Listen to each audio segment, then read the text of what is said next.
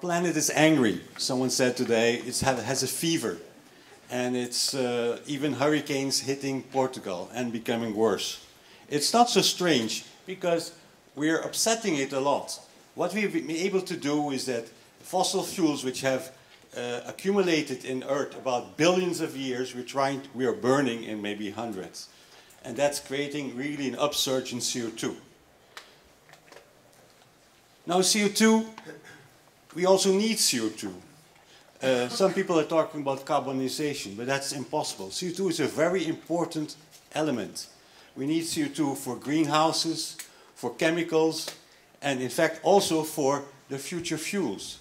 If you look at it, in the end, probably molecules like methanol will be the ultimate recyclable battery. So CO2 is very important.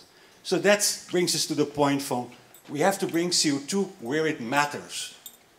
And what we mean by that is that the CO2 supply is diluted, dirty, and it's a problem.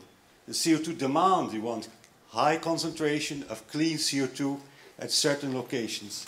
And that's exactly what Antecy is doing. And it's very difficult. It's like picking out 400 people in a crowd of 1 million in seconds.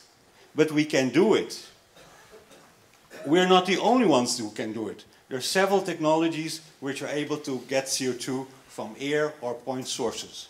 But we have developed a special technology and which not only can do it, but can do it with a very low footprint, very low cost, low sorbent toxicity, and an overall positive life cycle analysis.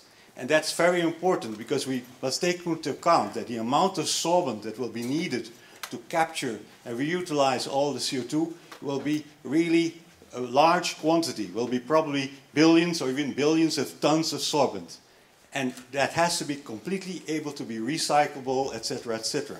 And we are able to do that, and we have patented those kind of sorbents. So yes, we can stop the poisoning of the Earth by CO2.